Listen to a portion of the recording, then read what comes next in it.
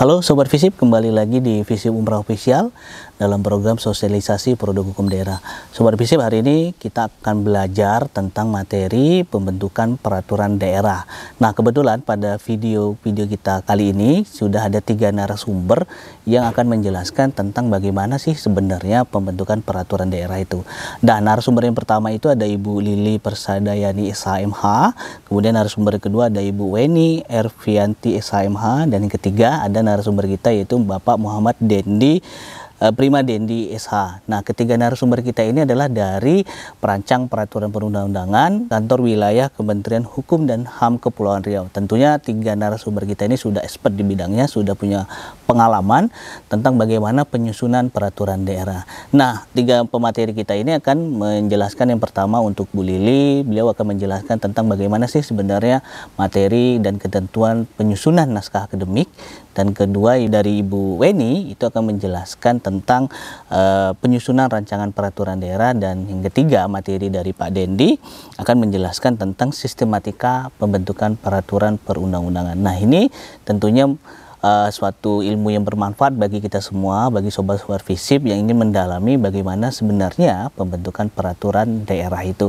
Jadi tonton terus video ini, jangan lupa like and subscribe ya rekan-rekan sobat Visip. Semoga channel Visip Umrah terus berkembang dan menghasilkan karya-karya yang bermanfaat bagi kita semua. Mengulangi yang dari Bu Weni, apa itu ciri-ciri peraturan perundang-undangan tersebut? Nah, peraturan perundang-undangan itu ciri-cirinya pertama adalah ia harus tertulis. Kenapa? Karena peraturan perundang-undangan itu jika tidak tertulis, maka itu bukan merupakan peraturan perundang-undangan, melainkan itu adalah hukum adat dan kebiasaan yang berlaku di tengah masyarakat. Jadi ciri pertama peraturan perundang-undangan itu adalah harus tertulis. Kedua, mempunyai norma hukum yang mengikat. Apa itu norma hukum yang mengikat? Norma hukum yang mengikat itu terdiri atas perintah, kewajiban, larangan, sanksi, maupun ketentuan pidana. Jika suatu peraturan itu tidak ada norma hukum yang mengikat, itu bukan peraturan perundang-undangan, melainkan hanya himbauan ataupun edaran yang diterbitkan oleh pejabat yang berwenang. Ketiga, dibentuk atau ditetapkan oleh lembaga negara atau pejabat negara. Kalau untuk di pusat, siapa yang membentuk? Yaitu Presiden dan DPR. Sedangkan di daerah adalah Kepala Daerah dan DPRD. Keempat, melalui prosedur yang ditetapkan oleh undang-undang, yaitu Undang-Undang Nomor 12 Tahun 2011 tentang pembentukan peraturan perundang-undangan. Selanjutnya, ini adalah hierarki peraturan perundang-undangan yang tadi juga udah dijelaskan Bu ini. Mungkin kita skip aja ya Mbak Moderator. Ini kita masuk ke bagian batang tubuh. Pada umumnya, batang tubuh suatu peraturan perundang-undangan itu terdiri atas ketentuan umum, materi pokok yang diatur, sanksi administratif jika diperlukan, ketentuan peralihan jika diperlukan, dan ketentuan penutup. Apa itu ketentuan umum? Nah, ketentuan umum adalah berisi batasan pengertian dan definisi atau singkatan dan akronim yang dituangkan dalam batasan pengertian atau definisi dan hal-hal lain yang bersifat umum yang berlaku bagi pasal atau beberapa pasal berikutnya. Antara lain, ketentuan yang mencerminkan asas, maksud, dan tujuan tanpa disebutkan terdiri dalam pasal atau ini contoh. Contoh ketentuan umum ini saya bikin sendiri. Yang contoh definisi adalah seperti ini ya Mbak. Kerukunan adalah sikap hidup dalam masyarakat yang mencerminkan keadaan yang baik, aman, dan damai antara warga di dalam desa. Ini adalah definisi. Sedangkan pengertian adalah daerah adalah Kota Tanjung Pinang. Di situ dibatasi daerah adalah daerah Kota Tanjung Pinang karena perda yang disusun adalah Perda Kota Tanjung Pinang. Ketiga, wali kota adalah wali kota Tanjung Pinang, itu juga batasan pengertian. Keempat, pemerintah daerah yang selanjutnya disebut Pemda, itu merupakan definisi. Disebut Pemda karena dia bukan merupakan singkatan, tapi adalah akronim seperti yang disebutkan di awal tadi. Yang kelima, DPRD, Dewan Perwakilan Rakyat Daerah, selanjutnya disingkat DPRD adalah sekian-sekian, itu disingkat. Singkatan itu adalah ini huruf pertama dari awal frasa yang digunakan dalam batang tubuh suatu peraturan perundang-undangan. Selanjutnya, materi pokok yang diatur ditempatkan langsung setelah bab ketentuan umum. Dan jika tidak ada pengelompokan bab, materi pokok yang diatur diletakkan setelah pasal atau beberapa pasal ketentuan umum. Pembagian materi pokok ke dalam kelompok yang lebih kecil dilakukan menurut kriteria yang dijadikan dasar pembagian. Bab dibagi dalam beberapa bagian atau paragraf atau pasal, bagian kemudian dibagi lagi dalam beberapa paragraf, dan paragraf dibagi lagi dalam pasal, kemudian pasal dibagi lagi dalam beberapa ayat. Jadi ini maksudnya susunannya gitu, Mbak. Yang pertama itu bab. Bab itu dalam batang tubuh itu judul besarnya. Lalu di bawah bab itu ada namanya bagian. Bagian ini adalah bagian dari bab tadi yang lebih khusus lagi. Di bawahnya baru ada pasal-pasal dan ayat-ayat yang mengandung norma. Jika pasal dan ayat memuat rincian unsur, dapat dirinci dalam bentuk tabulasi. Selanjutnya, nah ini adalah tabulasi. Tabulasi harus dibaca sebagai rincian sebagai suatu rangkaian kesatuan dengan frasa pembuka. Setiap rincian menggunakan huruf abjad kecil dan diberi tanda baca titik. Setiap frasa dalam tabulasi harus diawali dengan huruf kecil dan setiap rincian diakhiri dengan tanda baca titik koma. Jika suatu rincian dalam tabulasi dibagi lagi dalam unsur yang lebih kecil, maka unsur tersebut harus ditulis lebih masuk ke dalam daripada tabulasi yang ada di atasnya. Pembagian rincian ditulis dengan huruf abjad kecil yang diikuti dengan tanda baca titik, angka Arab diikuti dengan tanda baca titik, abjad kecil dengan tanda baca kurung tutup, angka Arab dengan tanda baca kurung tutup, dan pembagian rincian tidak melebihi 4 tingkat. Jika rincian melebihi 4 tingkat, pasal yang bersangkutan dibagi lagi ke dalam pasal atau ayat yang lain. Nah, ini contohnya nih. Contoh tabulasi itu seperti yang di ayat 1 ini, Mbak. Maksud ditetapkannya peraturan daerah ini adalah A, B, C. Dan ayat 2, pelaksanaan pembinaan sebagaimana dimaksud pada ayat 1 huruf A dilakukan bersama dengan melibatkan perangkat daerah. Jadi yang dimaksud tabulasi itu adalah yang huruf A, B, dan C-nya ini. Ini merupakan ketentuan yang lebih khusus lagi daripada ayat, karena ayat itu udah yang norma yang paling kecil.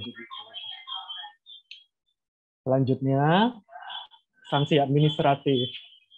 Sanksi administratif diletakkan setelah pasal atau ayat yang memberikan norma jika dilanggar maka akan dikenakan sanksi. Sanksi administratif tidak dikelompokkan pada satu bab tersendiri.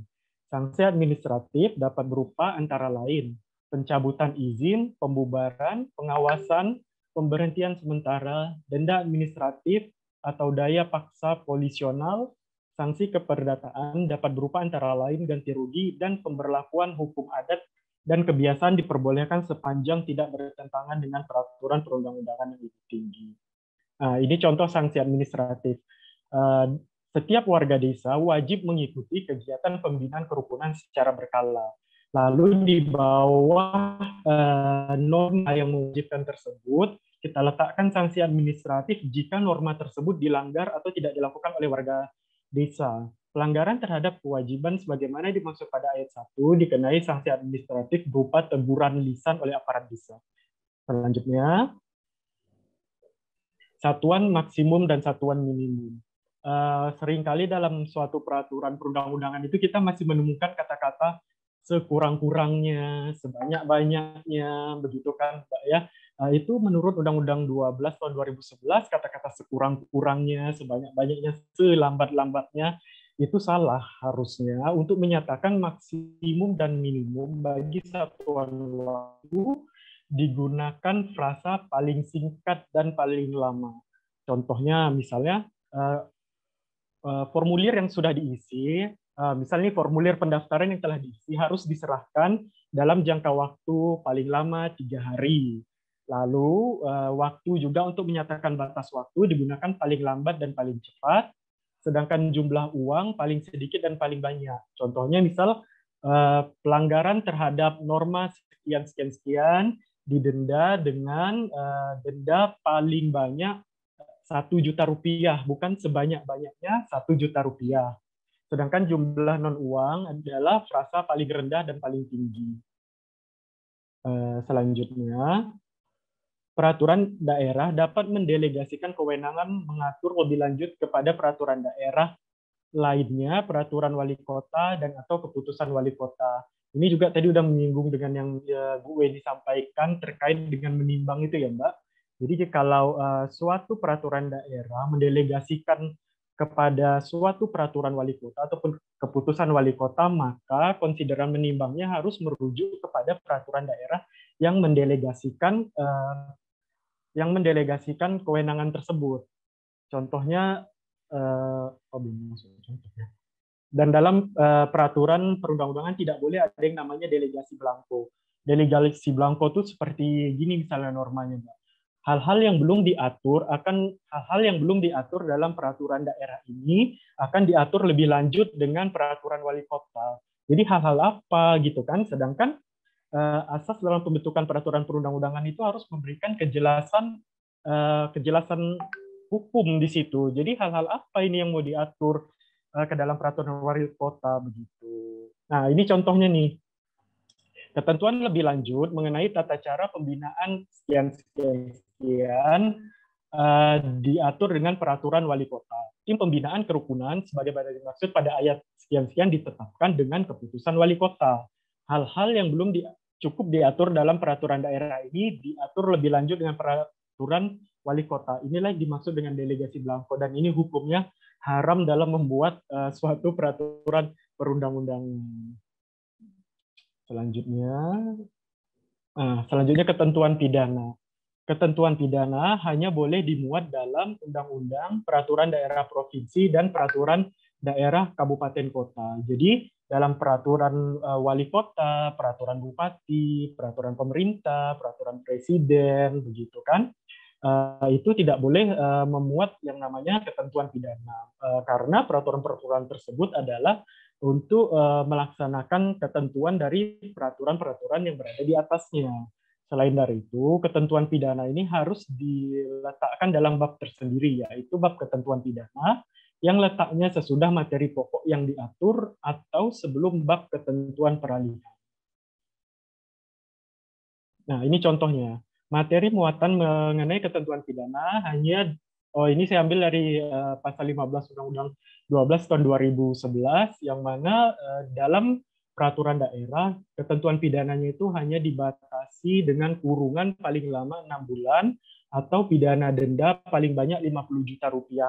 Jadi tidak boleh dalam suatu peraturan daerah dia membuat ancaman pidana kurungan selama 1 tahun gitu, paling lama 1 tahun tidak boleh, atau dipidana dengan pidana penjara 3 tahun itu tidak boleh. Termasuk di atas 50 juta, misalnya dipidana dengan pidana denda paling banyak 100 juta itu tidak boleh dimuat di dalam peraturan daerah. Selanjutnya adalah ketentuan peralihan. Ketentuan peralihan memuat penyesuaian pengaturan tindakan hukum atau hubungan hukum yang sudah ada berdasarkan peraturan perundang-undangan yang lama terhadap peraturan perundang-undangan yang baru, yang bertujuan untuk 1. Menghindari kekosongan hukum, 2. Menjamin kepastian hukum, 3. Memberikan perlindungan hukum bagi pihak yang terkena dampak perubahan ketentuan peraturan perundang-undangan dan mengatur hal-hal yang bersifat transisional atau bersifat sementara. Ini contohnya. Segala bentuk pembinaan kerukunan yang telah dilaksanakan pada setiap satuan lingkungan tetap berlaku dan dalam jangka waktu 1 bulan harus menyesuaikan dengan peraturan daerah ini. Selanjutnya, ketentuan penutup. Ketentuan penutup ditempatkan pada bab terakhir jika tidak diadakan pengelompokan bab. Ketentuan penutup ditempatkan dalam pasal atau beberapa pasal terakhir. Ketentuan penutup memuat ketentuan mengenai penunjukan organ atau alat kelengkapan yang melaksanakan peraturan perundang-undangan, nama singkat peraturan perundang-undangan, status peraturan perundang-undangan yang sudah ada, dan saat mulai berlakunya peraturan perundang-undangan. Contohnya, penutup pada saat peraturan daerah ini mulai berlaku, ini belum saya ganti, harusnya peraturan daerah ya. Tapi saya tulis peraturan desa karena dulu pernah diminta untuk menyusun peraturan desa. pada saat peraturan daerah ini mulai berlaku, A. Peraturan daerah nomor tahun dan B. Peraturan wali kota nomor tahun dicabut dan dinyatakan tidak berlaku. 2. Peraturan daerah ini mulai berlaku sejak tanggal ditetapkan. Ini contoh ketentuan penutup dari suatu peraturan daerah.